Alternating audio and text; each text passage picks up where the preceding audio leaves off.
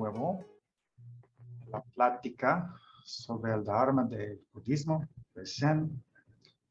Estamos estudiando este libro, Filosofía Zen Práctica Zen por Thich Thien Nhat, y estamos entrando hoy en capítulo 8, que se trata del tema de Mu.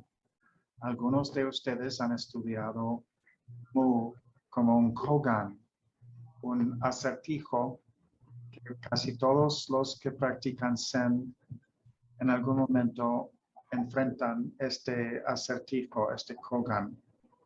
Si no lo han estudiado todavía, pues esto es una buena introducción para darte una vista amplia de cómo considerar esta palabra Mu, y eventualmente esto va a revelar cómo resolver el acertijo. Pero vamos a entrar en eso hoy. Ok, Gus, ¿puedes leer esta página, por favor? Sí, Sanim. Hola, Sangha. Dice, no se puede estudiar Zen sin mirar el concepto de Mu. El término Mu, que significa vacío o nada, se ha vuelto más conocido como un koan en Rinzai Zen, el Mu de Joshu, y de hecho se puede decir que el objeto de todas las escuelas del Zen es lograr la realización de Mu. Sin embargo, el origen de estos conceptos, que implica el final de todos los conceptos, se remonta a las enseñanzas básicas del Buda. El Buda enseñó que todos los fenómenos están marcados con 4 marcas destacadas: impermanencia, anicca, sufrimiento, dukkha, no yo, amama y vacío, shunyata. Anatma. Shunyata. Gracias, Gus. Gracias. Gracias.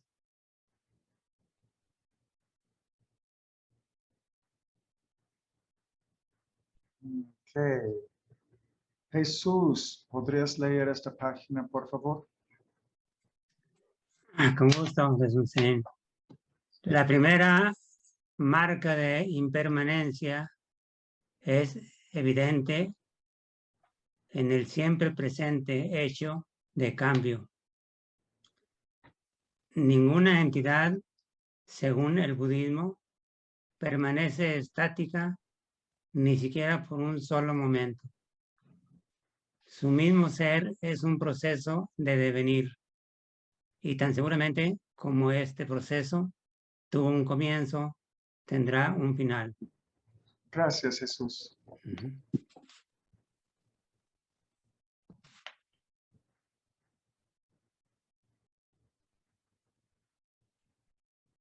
Bueno, y let's see. Ronche, ¿puedes leer esta página, por favor? La segunda marca de sufrimiento revela que ninguna cosa condicionada es completamente satisfactoria, sino que todas las cosas condicionadas, ya sea de manera manifiesta o latente, son fuentes de sufrimiento.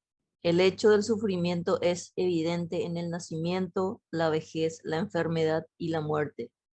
En la separación de lo agradable, el contacto con lo desagradable y en la frustración de nuestros deseos. En resumen, todo el complejo de nuestro cuerpo-mente, compuesto por los 5 skandhas, es sufrimiento.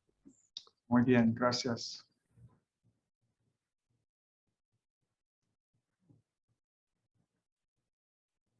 Adam, ¿podrías leer esta página, por favor?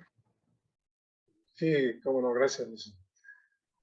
La tercera marca de no yo, anatma, señala que no hay un yo, alma o ego permanente detrás del flujo siempre cambiante de nuestros procesos mentales y físicos que componen nuestro ser. Un ser vivo es un compuesto de los 5 skandhas de forma, sensación, percepción, formación evolutivas y conciencia. Y ni detrás ni dentro de estos 5 agregados se puede encontrar ninguna entidad de ego. Yes.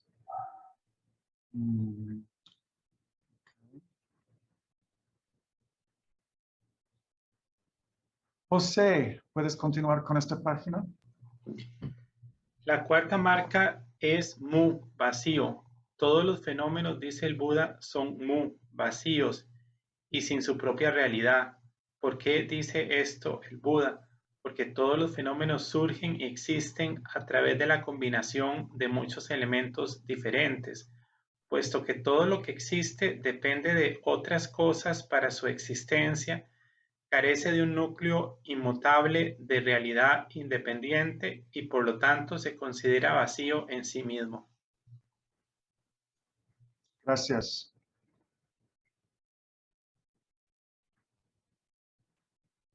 Y Gus, otra vez esta página. Sí, funciona. Los fenómenos poseen una especie de existencia aparente, en la que pueden ser vistos, oídos, tocados. Pero más allá de su condición de apariencias, no tiene una realidad sustancial. Esta falta de realidad sustancial es lo que significa la palabra mu. Muy bien, gracias.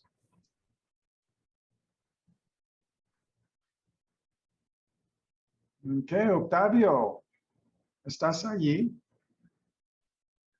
Sí, maestro, aquí estoy. Ok, quiero ver tu cara. Sí, claro.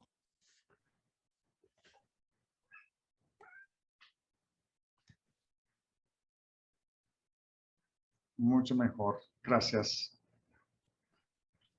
Ok, entonces estamos ya hablando de mu, comenzando de la perspectiva de lo que son las 5 skandhas. Ok.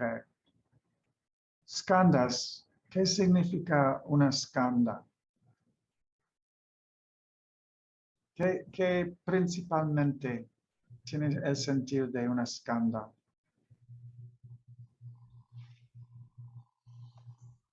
Sería como, no sé, Forma, sensación, percepción, impulso y conciencia. Sí, esto es lo que acabo de leer, pero ¿qué significa literalmente la palabra skandha? ¿Características, tal vez? Ok, agregados. agregados. Muy bien, Ronche.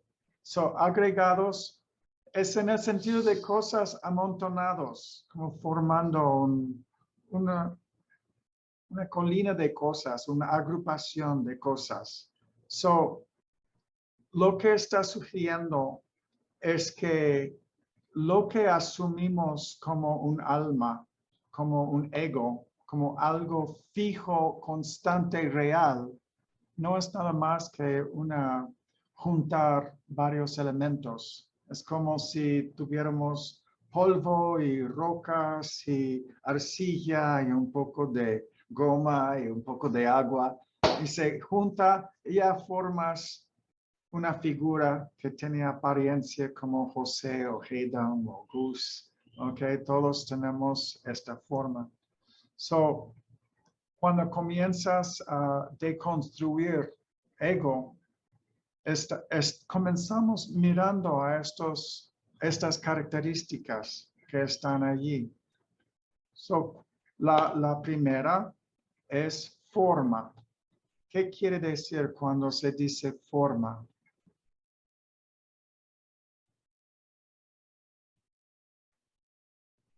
Jesús, si digo forma, ¿a qué se refiere? Se refiere a nuestro cuerpo. Ok, nuestro cuerpo. Nuestro cuerpo y otros cuerpos. Ajá, o cualquier fenómeno. Ajá. So, necesitamos algo material y si no es material de algún aspecto, no es algo tangible, entonces las otras cosas no pueden combinar los otros aspectos. las 5 skandhas necesitamos todas para formar lo que se asocia con un ego. ¿Ok? Entonces la segunda, sensación. ¿Qué significa eso? José, ¿tienes una idea?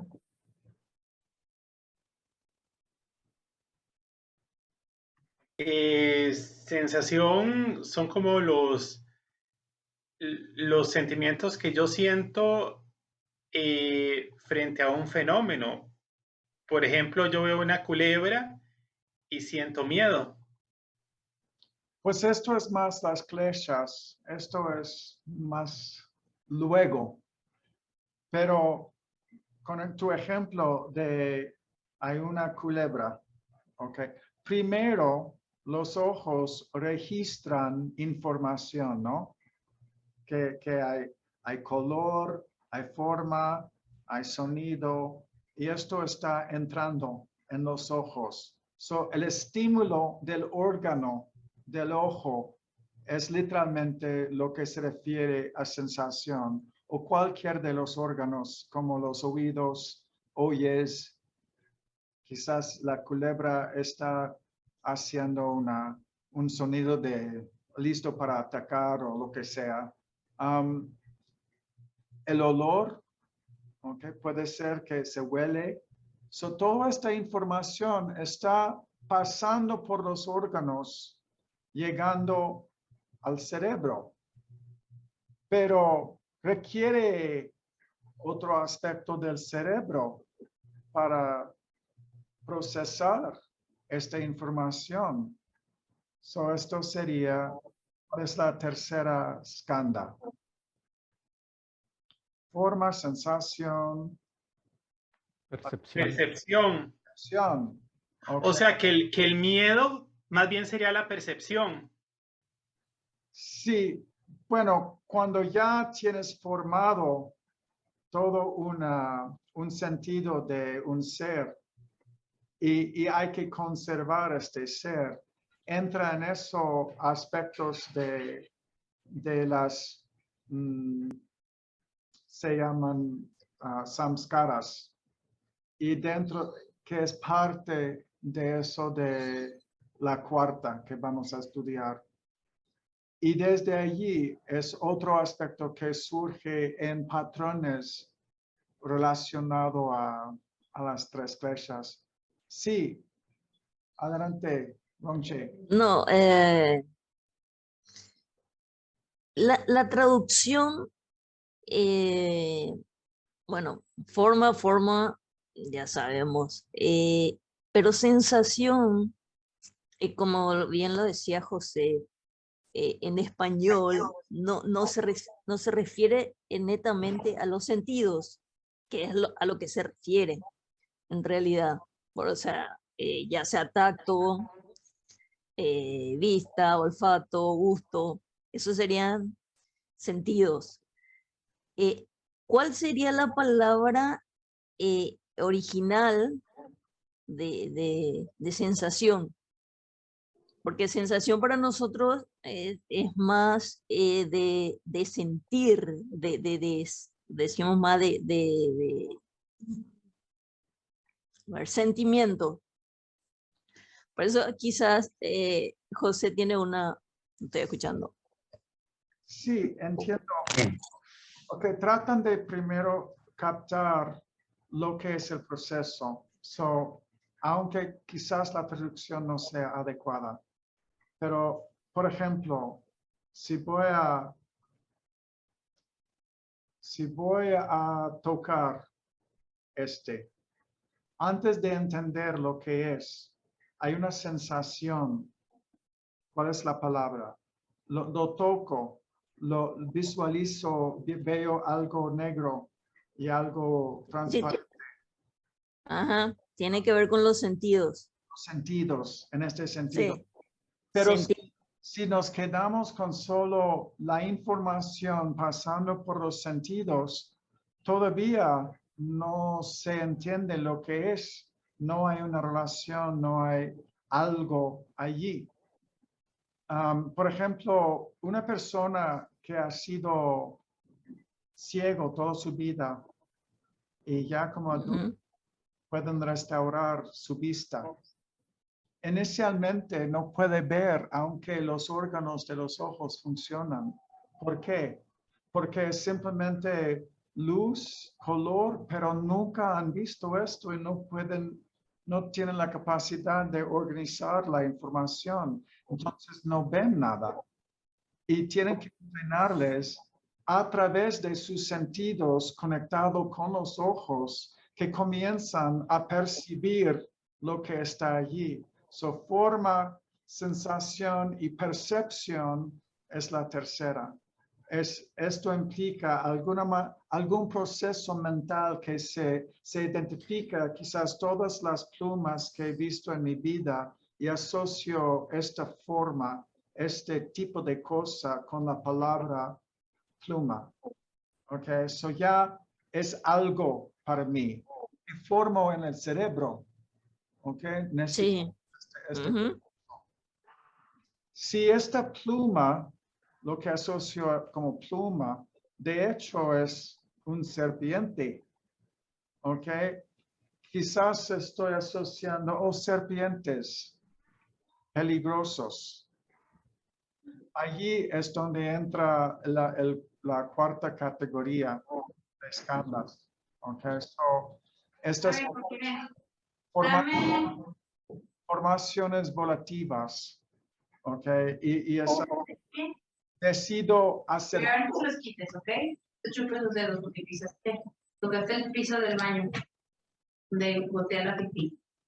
¿Alguien tiene prendidas? ¿Dónde está entrando esto? Las manos. Oh, ¿eres tú? Ok. Forma, sensación, percepción, impulso. Ok, hay un impulso allí, hay una formación volativa de que si esto es algo que me gusta, me acerco, ok, tengo la capacidad de tomar esta información en el cerebro y aplicarlo a mis brazos, a mis piernas, a mis acciones y manipulo este cuerpo para o acercarme o irme. Si es algo peligroso, he procesado esto y tengo la capacidad de cuidar este precioso cuerpo. Si es algo que quiero, como una barra de chocolate, me acerco muy rápido, ¿ok? A menos que no te guste el chocolate.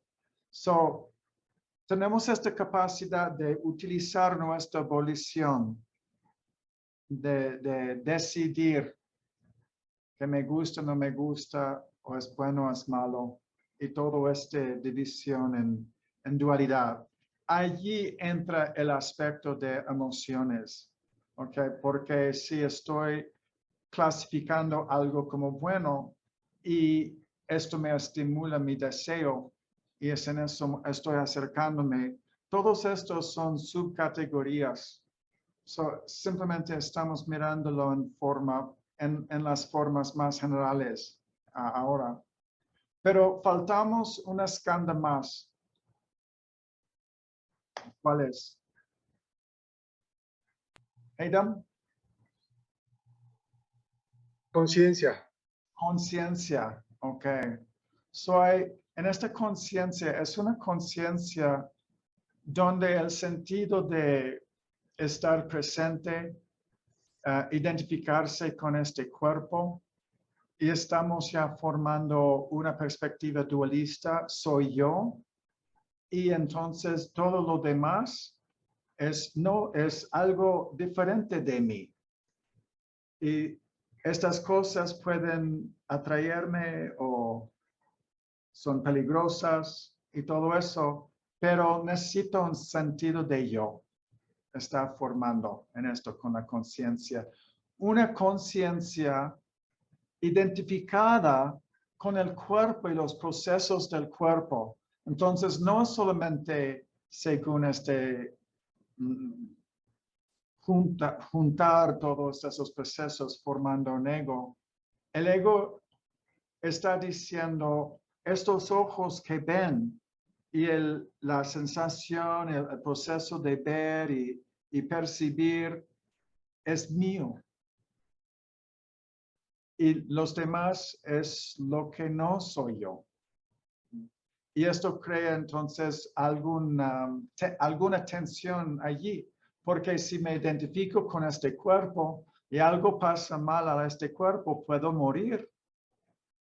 Y siempre estoy evaluando mi entorno si algo es seguro o es peligroso, porque tengo que cuidar a este cuerpo. Y también tengo que comer y necesito procrear y todas esas cosas conectadas, el complejo de la vida. Cuando tienes estos 5 skandhas juntas, ya es una persona, una persona diciendo, soy yo esto. Tengo un nombre, puedo funcionar. Y esto es lo que crea todo el problema. Pero como comenzamos viendo en el texto hoy, el ego no es como un alma, no es una cosa. Es cuando pones todas las partes juntas, uniendo todas las partes, surge esta ilusión. Soy yo algo que es especial y permanente. Es como si estuviéramos viendo una proyección sobre una pantalla y esta proyección es como los avatars de los juegos, los videos, y uno se identifica con esta imagen y pones un nombre y todo. Quizás eres un héroe o eres una princesa o viceversa. Y te identificas con esta ilusión y lo tomas como real. Pero de hecho es una ilusión. Y es en eso, cuando nos damos cuenta de eso, se puede comenzar poco a poco, sin violencia, soltar esta ilusión y abrirnos a algo más auténtico, que no está limitado a este cuerpo. En cierto sentido, estamos abriéndonos a lo que es esta conciencia, pero el origen de la conciencia, que es algo no limitado con este cuerpo o esta dualidad o estas ideas, esta ilusión de samsara. Y puedes comenzar a experimentar algo que no nace y no muere. Y es en eso, es un gran descubrimiento. En este vacío que Mu se refiere, se descubre lo que es la realidad subyacente de todo el universo. Y de hecho, esto es el verdadero significado de Mu en términos de lo que estamos practicando hoy. De la verdad es esta base de realidad en que toda forma, toda experiencia en la vida, todos los fenómenos son aspectos, expresiones de algo fundamental, que nos referimos muchas veces a naturaleza o a esencia, la fuente, okay, algo sustancial allí, sustancia primordial, o tu naturaleza búdica. Estamos refiriéndonos a algo fundamental allí. Shunyata es el término más preciso, pero nadie entiende lo que es shunyata, entonces es más fácil decir vacío. Pero vacío, como pueden intuir, es un poco distorsionado, porque vacío, la palabra significa, en general la gente asocia una ausencia de. Y en términos de Zen, vacío es más como no hay nada fijo, pero no significa que no hay nada allí. Hay algo allí, pero no en la forma que lo asocias. Todo eso a nuestro alrededor es real, pero no es real en términos de los nombres que damos. es real en términos de, si nos damos cuenta, somos presentes, es aquí, pero el momento que diferencias entre yo y otro, y yo y esta lámpara, y todas las cosas, estoy cayendo ya en una ilusión, en una ilusión colectiva de condicionamiento. Y es funcional. Necesitamos tener cierta apreciación de lo que es este mundo basado en un yo, un ego, pero el ego, y estamos aprendiendo, no es real. Es algo que es un conjunto de factores y condiciones que cuando están juntos, tienes una experiencia de ser un individuo. Punto. Entonces, no hay nada que está flotando como un fantasma que entra en un cuerpo y sale de un cuerpo. De la perspectiva del budismo, no hay nada allí. Pero tú, ¿quién eres? Si no es en términos de este cuerpo, ¿qué está aquí que es consciente? ¿Qué es esta conciencia? No es limitada. Es la misma conciencia como todo el universo. Pero todo esto es lenguaje. Estoy hablando con ideas, es lo que tenemos. Pero en el Zen utilizamos los kogans para facilitar tu experiencia directa a lo que es esto realmente. Y viene a través de un proceso de contemplación, de tener un acertijo basado en una conversación antigua entre un maestro y un alumno, y hay una pregunta allí que no puedes resolver según lo intelectual o lo racional. Entonces, todo lo que he dicho hoy, no puedes usarlo para contestar la pregunta fundamental de un kogan, porque la respuesta viene espontáneamente basado en algo antes de lo racional, antes del pensamiento. Simplemente diciendo vacío no contesta la pregunta. O si dices shunyata o dices cualquier otro aspecto, skandhas y todo eso. Pero son muy eficaces estos kogans para la gente que está muy aferrada a sus ideas. Los intelectuales, los médicos, los maestros de la escuela, los profesores, los abogados, todos nosotros. Es un medio hábil. No es el único medio hábil, pero es muy, muy útil. Entonces, sí, tengo algunos para ustedes cuando estén listos. Algunos ya han estudiado, algunos, hay varios. Pero me gustaría que todos tengan la experiencia de resolver el kogan asociado con esta palabra mu. Okay. So, hablaremos más de esto en Dokusan en el futuro. ¿Tienen alguna pregunta en cuanto a lo que hemos tocado hoy? ¿O algún comentario? Sí, Octavio.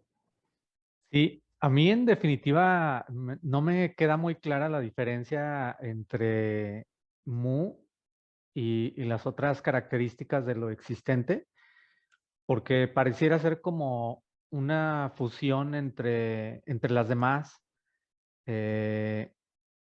como la impermanencia, como la insustancialidad. Pareciera una fusión de ellas y la verdad yo nunca la había escuchado. Yo vengo de una tradición tibetana y una tradición theravada y nunca la había escuchado y no me queda clara. Sí.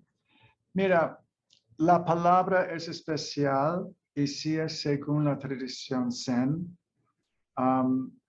Y precisamente por ser una palabra enigmática, por eso simplemente definirlo, por ejemplo, que en el contexto de un kogan, pues mu significa shunyata o vacío. Esto es intelectual, es conceptual, digamos, es un pensamiento. Pero la forma de utilizar este concepto es en un contexto de una historia y un comentario de un maestro. El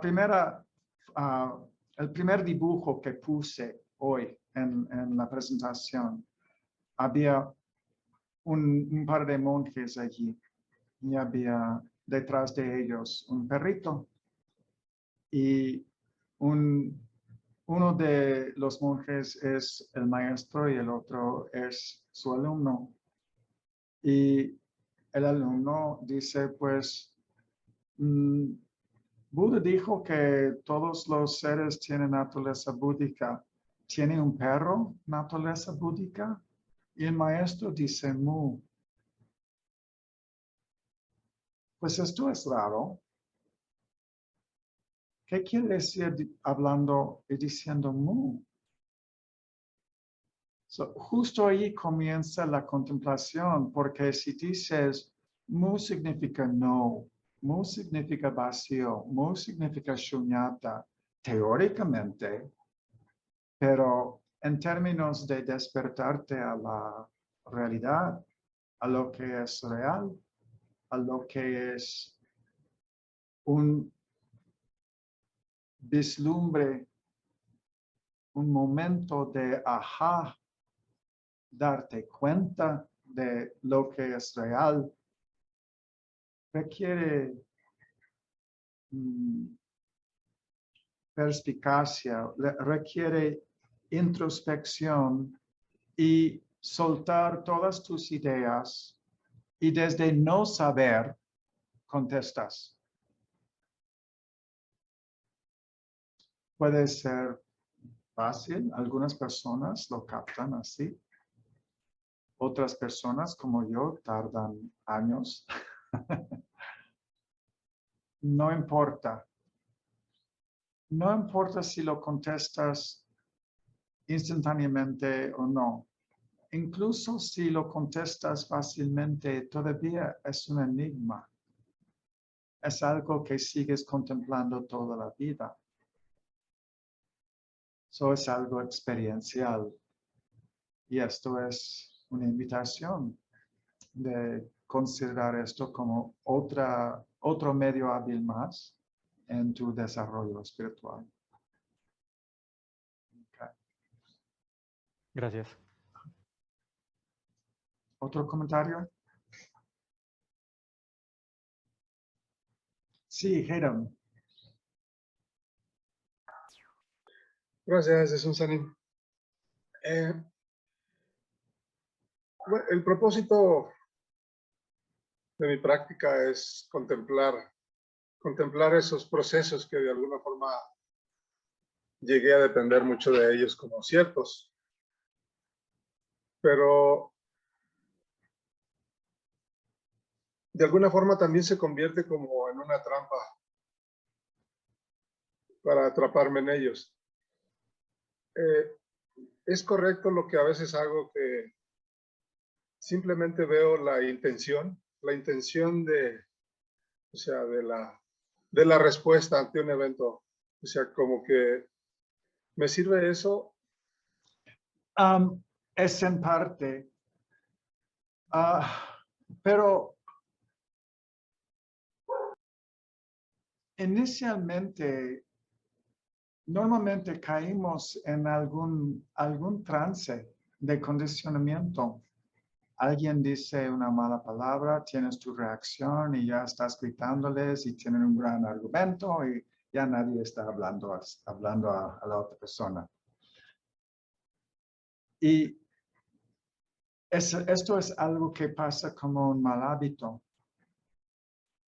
Francamente, inicialmente, cuando comienzas a darte cuenta que hay un problema, no es racional, no es como, ¿cuál es mi motivo aquí?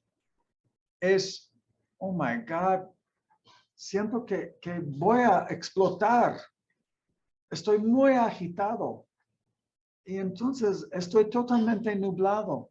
Si simplemente puedo darme cuenta que estoy con mucha tensión, mucha confusión, muy frustrado, quizás ni tengo una palabra describiéndolo, pero puedo sentir que no es tranquilo. Allí comienzas tu proceso y, como siempre estoy sugiriendo, decides de abstenerte en el momento y comienzas a contemplar, comienzas a mirar a lo que está pasando. Y allí es donde entra, ok, estoy sintiendo esto y el otro. ¿Y cuál es mi motivo? ¿Cuál es mi propósito? Quizás hay varios aspectos allí que estás contemplando, pero eventualmente con todo eso, aunque tienes una idea estupenda de mi propósito es esto y era para lograr esto y el otro, y entiendes que es totalmente una ilusión, pero tarde o temprano tienes que decidir y lo suelto todo. No importa mi propósito, tengo que soltar. Porque si no sueltas lo que causó la agitación, no puedes responder de una forma basada en tu naturaleza búdica, en tu esencia, en tu corazón. Yo puedo conceptualizar, soy como víctima de cosas que mis papás hicieron en mi niñez. Y me ha herido mucho y por eso estoy enojado con todo el mundo. Mi propósito es para castigar a mis papás. Ya tengo gran teoría, pero es una ilusión. Tengo que rendirme al hecho de que es precisamente esta idea de me justifica. Tengo que soltar todas las ideas. Pero por lo menos, al contemplar así, estoy intuyendo lo que es mi historia, mi ilusión, mis impulsos allí, motivándome basado en mi pasado, para llegar al punto en que digo, ya estoy listo para soltarlo. Quizás no voy a ganar. El ego se rinde en el argumento, el problema, y no sabe. Un ego que no sabe es una de las cosas más difíciles del mundo.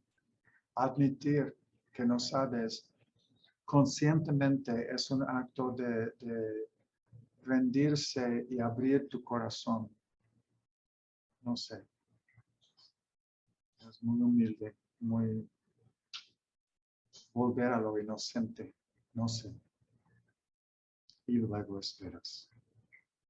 Y si estás tranquilo, que no requiere nada más, quizás no hay nada más a hacer, o quizás surge un impulso de decir una palabra reconfortante, guardar silencio, dar un abrazo, negociar, sugerir, muchas posibilidades, pero ya vienen de un lugar de no sé, es decir, desde lo más profundo de ti, tu mente, corazón, tu esencia.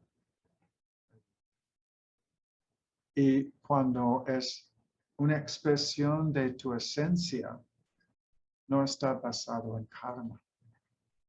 Y por eso no generas karma. Y esto es liberarte. Eres libre de karma. Si no hay karma, significa que no hay condicionamiento. Si no hay condicionamiento, entonces esta personalidad que es resultado de todo este condicionamiento y los factores que se juntan y toda esta historia, hay algo que no está basado en todo eso expresándose y puedes identificarte con esto. Identificarse con, no sé, con en este sentido del español, la sensación, el sentimiento de sentir bienestar, equilibrio, armonía. Esto es tu verdadero ser. No es tu historia. No es tu manera habitual de reaccionar. Tienes la capacidad de responder basado en compasión y sabiduría y paz y ahimsa, no violencia. Y esto es lo que bodhisattvas hacen. Cada vez que logras esto y respondes conscientemente desde este lugar de paz, estás ya comenzando a comportarte como un bodhisattva. Y actúas así basado en lo que va a beneficiar a todos, en el sentido de eliminar sufrimiento. Yo creo que esto es el punto donde comenzamos. Si puedes admitir que estás sufriendo, o por lo menos quizás sufrimiento es demasiado fuerte, estás experimentando insatisfacción. Esto es el comienzo de todo budismo con este hecho. Esto, las 4 verdades de Buda. La vida es dukkha, sufrimiento. Y luego explique cómo soltarlo, superarlo, liberarnos. Y esto es la práctica. Si no puedes admitir que estás insatisfecho, que estás experimentando dukkha, ¿qué más hay para hacer?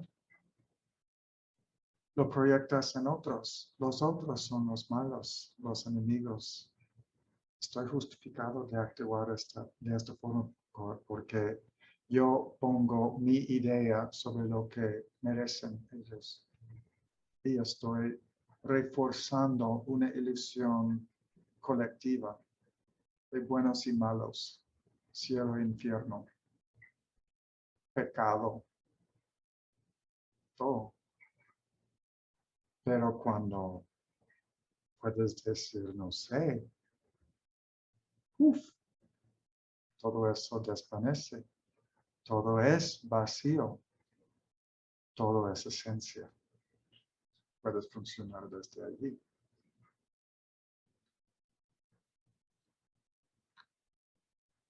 Muy bien. ¿Otro comentario?